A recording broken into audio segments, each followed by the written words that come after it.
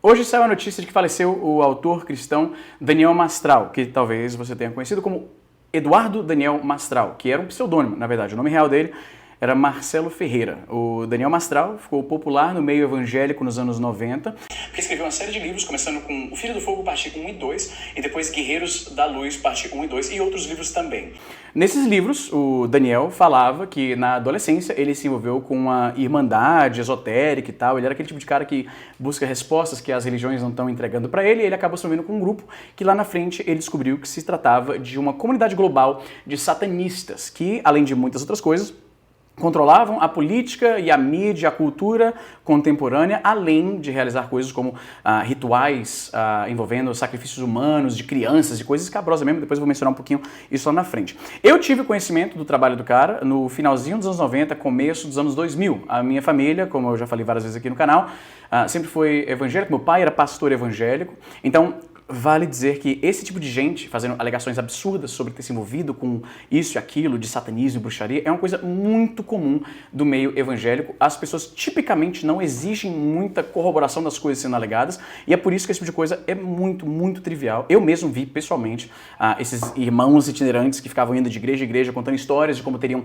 morrido e visto o inferno e voltado para a terra porque Deus deu uma missão de evangelismo e aí eles precisam da sua grana para poder ir para a próxima igreja para contar essa mesma historinha de novo. Era várias coisas assim. Tinham várias histórias de pessoas que eram ex-bruxos, mesma história. Eu li todos os livros do Daniel, e mesmo quando adolescente lendo esses livros, era bem perceptível que alguma coisa não encaixava muito bem. Como eu falei, a parte que mais pegava era que ele alegava, em momentos do livro, que ele participou de eventos, grandes rituais, festejos dessa irmandade satânica, que envolviam até participantes de outros países e líderes políticos e coisas do tipo, gente famosa, membros da cultura popular, né, celebridades e tal. Ele nunca revelava nenhum nome, o que é extremamente conveniente, e a justificativa até na época me parecia extremamente improvável. Ele dizia que não podia dar os nomes dessas pessoas porque ele tinha medo pela sua própria segurança. O que faz zero sentido, porque imagina, se eu sei que uma pessoa muito poderosa cometeu um crime de assassinato para fazer um ritual satânico com crianças, ele alegava a propósito que o que acontecia é que às vezes essas organizações satânicas forjavam um acidente na estrada e sumiam com os corpos, e aí essas pessoas foram na verdade sequestradas para serem sacrificadas para Satanás e coisa parecida. Até quando adolescente lendo isso, eu falava, mas peraí, brother, você está dizendo que você sabe que tem figuras tanto da política e da mídia brasileira quanto da internacional que estavam envolvidas com sacrifício humano de crianças e tudo mais, e você nunca falou isso para a polícia, não levou isso para fazer uma denúncia, você está, na verdade, apenas publicando um livro em que você faz todas essas alegações. Tem várias alegações que ele faz no livro que, você pensando bem, não faz muito sentido. Na era Orkut, aparentemente, ficou revelado que eu não era a única pessoa que pensava isso. E a primeira vez que eu reencontrei a obra do Daniel Mastral foi na época do Orkut, em que eu vi muita gente discutindo que as coisas que ele alegava no livro ou eram lorota, ou é questionável porque que ele, tendo todas essas informações e provas e tudo mais dessas pessoas, escreve livros para ganhar dinheiro em vez de levar essas pessoas à justiça. A explicação de que ele tinha medo pela sua própria segurança fazia zero sentido, especialmente porque nos últimos anos ele se tornou um queridinho da internet, porque aparecia em alguns podcasts como o Inteligência Limitada, né, onde ele relatava essas suas histórias. E mais uma coisa que deixa evidente que era lorota é porque nessas entrevistas, o que eu vi, ele começava a usar linguajar que é muito comum hoje em dia, nesses núcleos de conspiração, de organizações satânicas, matando crianças e tal. Tem toda uma... Eu não vou entrar nesse assunto aqui no vídeo porque é um assunto muito denso, mas o que eu posso dizer é que tem muito do linguajar atual sobre essas conspirações que nunca apareciam nos livros em que ele relatava conhecimento de primeira mão, de estar participando daquilo. Visivelmente, a história que ele contava foi atualizada para incluir os elementos que são mais comuns desse meio hoje, né? O papo de adrenocrome e tudo isso, nada disso aparece nos livros originais. A propósito, sobre essas mudanças nos livros, teve outra coisa que ele mesmo teve que admitir. Quando muita gente percebeu, como eu, que muita coisa ele não batia, o Daniel falou que, na verdade, detalhes foram mudados para preservar a identidade desse ou aquele, o que, novamente, não faz sentido se você está alegando que você sabe que certas pessoas, celebridades, líderes políticos, estão participando de rituais de sacrifício humano envolvendo crianças, né? Você lucrar escrevendo um livro sobre isso, em vez de levar essas pessoas à justiça, não faz o menor sentido, né? Ainda mais tá aparecendo de cara e tudo, falando em podcast, na mídia. É muito perceptível que se esse cara tivesse, de fato, medo pela sua segurança, ele teria, de alguma maneira, publicado isso de forma anônima, né? O tal do pseudônimo.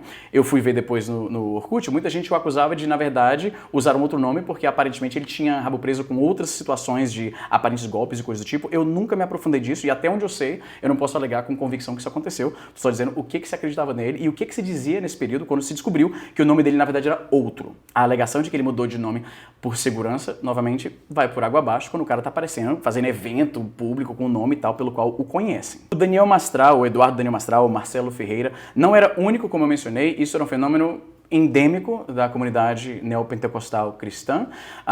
Era muito comum esse tipo de figura, e os livros dele mostravam uma clara influência de dois outros livros de ficção cristã, quer dizer, um de ficção explícita e outro que, assim como os livros do Daniel Mastral, alegavam ser fatos reais. Tinha um livro que, se não me engano, de 86, era dos anos 80, da Rebecca Brown, chamado Ele Veio para Libertar os Cativos. Se você foi da comunidade evangélica nos anos 80 e 90, certamente você lembra desse nome, porque esse livro era divulgado no meio evangélico e sempre em tons de nossa, que livro incrível, olha só, isso aqui é muito real, é importante a gente saber dessa batalha espiritual e satanistas e bruxas e o caramba. E tinha galera que identificava vários indícios de heresia, de alegações extraordinárias sem prova nenhuma. E mais uma vez aquela questão, se você sabe que tem pessoas envolvidas com um ritual de sacrifício humano, a sua resposta a isso é publicar um livro para ganhar grana, não levar essas pessoas à justiça?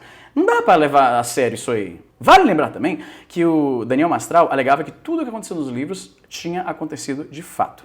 As cobranças insistentes dessa era Orkut, foi a primeira vez que eu vi gente questionando, né? Eu li o livro quando era adolescente, achei meio estranho, mas achei a história ainda assim envolvente. Eu vi gente discutindo no Twitter, claramente eu não sou o único que percebe essas coisas. Algumas pessoas dizem que tem uma relação com os livros do Daniel Mastral, mais como uma espécie de Harry Potter para adultos, talvez, no sentido de que a história é interessante, mas você não acredita de fato. Muita gente acredita piamente, como eu falei. O fato de que ele adotou uma linguagem contemporânea para descrever coisas que ele diz ter visto nos anos 80 e 90, mas nunca citou aqueles termos específicos naquela época, deixa bastante evidente que ele está só adaptando a história à medida que certos termos se tornam mais familiares para a comunidade que acredita nessas coisas. As edições mais recentes dos livros do Daniel Mastral levam um disclaimer que definitivamente não apareciam nas primeiras edições, que é um textinho no começo do livro dizendo que, na verdade, esses livros são uma obra de ficção cristã e que são embasados nas pesquisas que o Daniel teria feito sobre a comunidade satânica e tal, o que não é o que ele falava no começo. Esse disclaimer só apareceu quando várias pessoas começaram a apontar certas incongruências nas histórias que ele contava. Mas então é isso. O Daniel Mastral, ele foi influente na minha juventude, né, por causa dos escritos dele.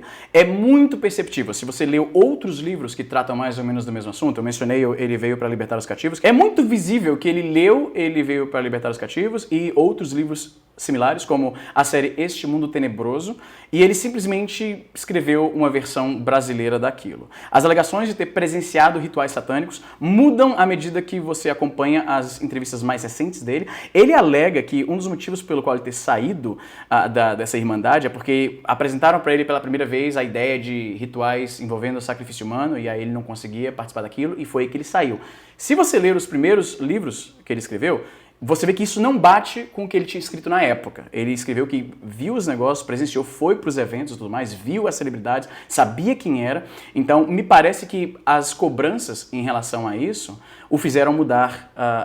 Eu acho que aconteceu é que, de forma geral, as pessoas que chegam nesses meios dizendo coisas como eu morri, fui pro inferno e aí voltei para evangelizar, ou eu era um bruxo de atores famosos da Globo e eu vou te contar o que faziam nos bastidores. Sempre existiu esse imaginário de que os famosos, na verdade, são famosos porque fizeram um pacto com o diabo. Isso não é uma coisa nova. A impressão que eu tenho é que o Daniel não esperava tanto escrutínio quando ele estava só publicando para o público evangélico, que está mais acostumado. Essa ideia do cara que está revelando ser um ex-satanista e tal é lugar comum nessa comunidade. Então, talvez ele tenha mudado essas versões, admitido no começo agora das novas edições que é, na verdade, uma ficção cristã baseado em pesquisas reais que ele fez. Eu acho que ele deve ter atingido mais a atenção do mainstream, saiu da pequena bolha cristã, que não tende a questionar muito esse papo, porque senão a gente não tinha tanta gente alegando essas coisas. Você deve ter visto panfletos que são comuns no meio pentecostal, de pessoas alegando essas curas milagrosas e que morreu e voltou para evangelizar. Eu assisti pessoalmente várias pregações de pessoas que alegavam isso.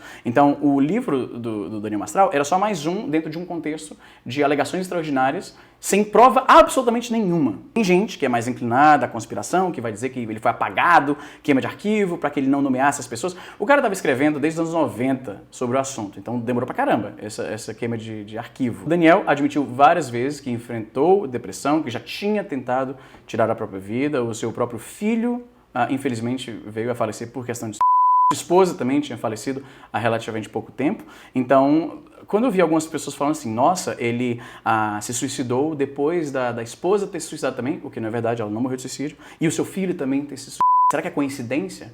Não é nenhuma coincidência. É uma pessoa que passava por vários problemas psicológicos, que já tinha tentado isso, infelizmente, e as estatísticas demonstram que se uma pessoa tentou uma vez, existe uma boa chance de que ela vai tentar de novo à medida que as coisas comecem a apertar psicologicamente. Me deu vontade de pegar as edições mais recentes de Filho de Fogo, especificamente, porque eu quero ver o que mais foi mudado. Até a cabalística que ele citava no livro, literalmente não fazia sentido. Tinha coisas que ele... Tinha previsões que ele dava, que não se concretizaram, né? Tinha uma parada lá que eu nunca vou esquecer isso, que ele falava que um ritual muito grande lá ia acontecer no Brasil para sinalizar a chegada do anticristo e coisa do tipo. Ele falava que tinham 3 anos que eram muito importantes para o satanismo, né? Que seria o ano 666, o ano 1332, que é 666, depois 666 de novo, e finalmente o ano 1998, que seria basicamente 666 vezes 3. E ele dizia que em 1998 o anticristo seria apresentado para o mundo e não sei o quê, e aí 7 anos depois... Era uma historinha pós-apocalíptica típica de tantas outras previsões incorretas que já fizeram nesse meio. Vale lembrar que ele chegou nesse número considerando o ano 0. É isso que ele diz no livro. A partir do ano 0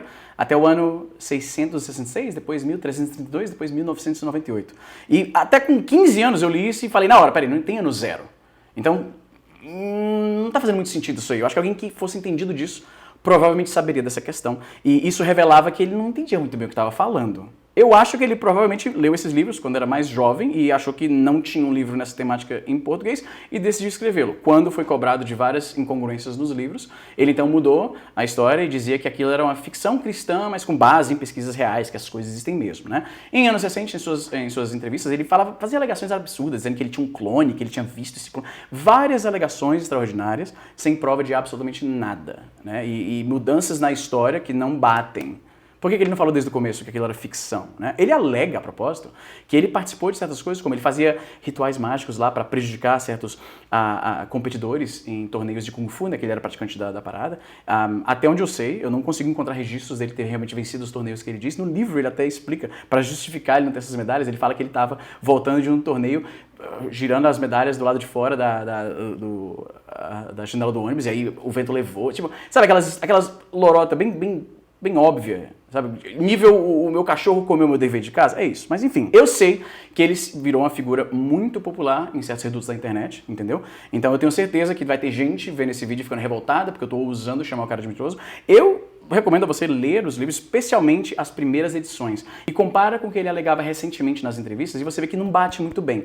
É o motivo pelo qual, dentro da comunidade evangélica, existe uma divisão entre... Tem gente que acha que ele era um grande profeta e tem gente que acha que ele era um grande charlatão, como sempre existiu nesse meio. Mas o que você acha? Coloque aí embaixo nos comentários. É isso, gente. Eu fico por aqui e até a próxima.